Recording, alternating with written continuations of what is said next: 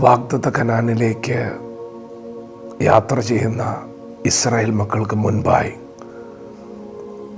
ദൈവം അവർക്ക് വഴി കാണിക്കേണ്ടതിന് പകൽ മേഘസ്തംഭമായും രാത്രി അഗ്നിസ്തംഭമായും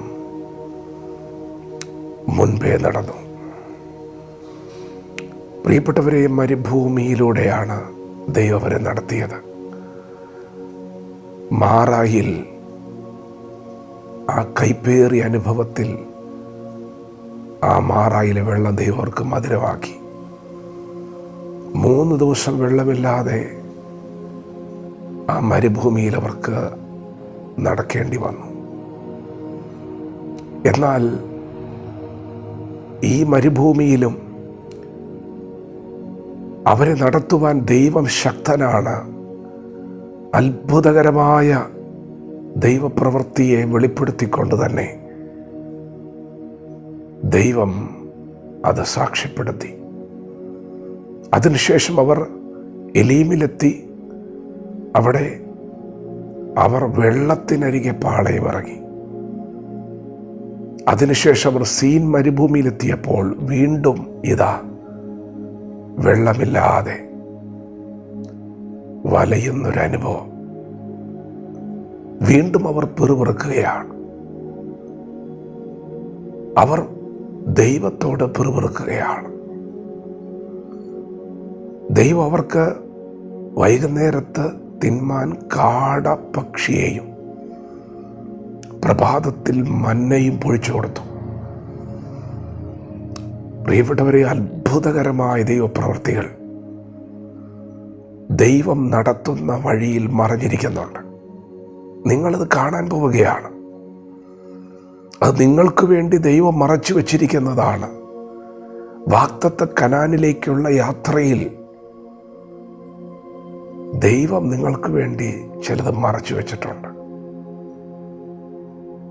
പക്ഷേ ഇന്ന് പകൽ പരിശുദ്ധാത്മാവ് പറയുന്നു, നിങ്ങൾ പിറുപിറുക്കരുത്.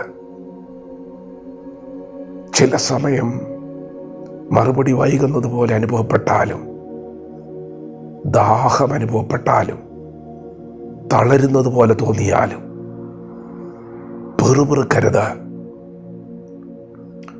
മനുഷ്യരുടെ നേരെ പിറുപിറുക്കുന്നത് ദൈവത്തിന് നേരെയാണ്.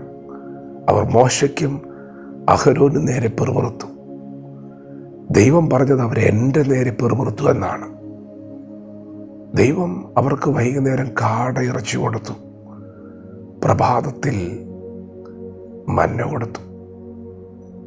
അവർ ഭക്ഷിച്ചു, തിന്നു, തൃപ്തരായി. വീണ്ടും അവിടെ നിന്ന് അവർ യാത്ര തുടരുകയാണ്. രഫീദീമിലെത്തിയപ്പോൾ വീണ്ടും ഇതാ വെള്ളമില്ലാത്ത അനുഭവങ്ങൾ, വരണ്ട അനുഭവങ്ങൾ. എന്തിനാണ് ഇങ്ങനെ ഒരു വരൾച്ച? ദൈവത്തിനൊന്ന് അറിയണം. ഇന്നലകളിൽ മരുഭൂമിയിൽ ദൈവം നിങ്ങൾക്ക് വേണ്ടി അത്ഭുതകരമായ പ്രവൃത്തികൾ വെളിപ്പെടുത്തിയിട്ട് നിങ്ങളുടെ ഹൃദയം എങ്ങനെ ഇരിക്കുന്നു?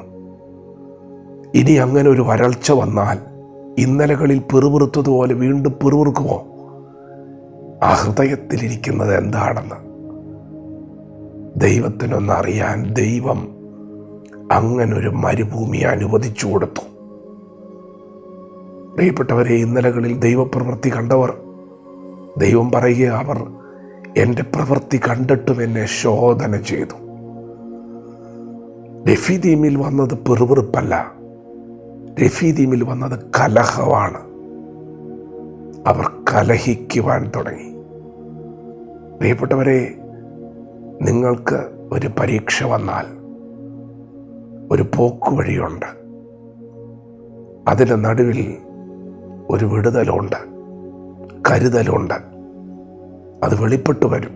ക്ഷമയോടെ നിൽക്കണം. നിങ്ങൾ പിറുപിറുക്കരുത്, നിങ്ങൾ കലഹിക്കരുത്. അത് ദൈവത്തിന് വലിയ വേദനയാണ്.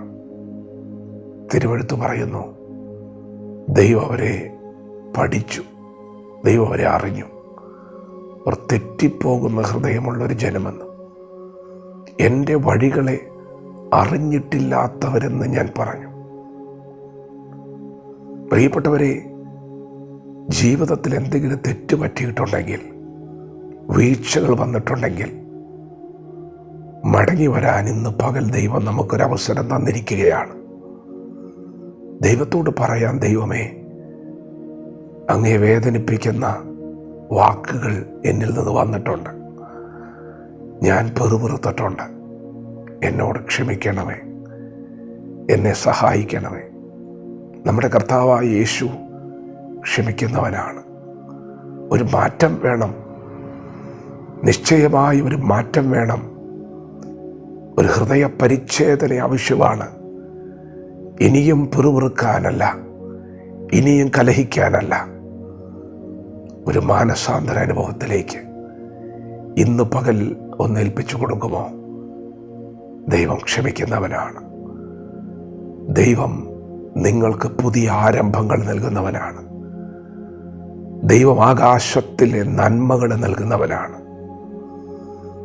ദൈവം നമ്മെ സഹായിക്കുന്നവനാണ്.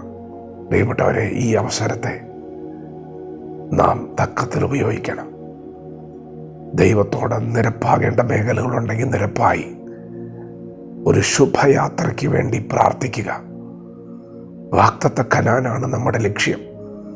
സ്വസ്ഥതയിൽ പ്രവേശിക്കുക എന്നുള്ളതാണ് നമ്മുടെ ലക്ഷ്യം. നമുക്ക് വേണ്ടതെല്ലാം കരുതി വച്ചിട്ടുണ്ട്. ക്ഷമയോടെ, വിശ്വാസത്തോടെ അത് പ്രാപിക്കുവാൻ ദൈവം നമ്മെ വിളിക്കുന്നു. വചനത്തോട് പ്രതികരിക്കാം.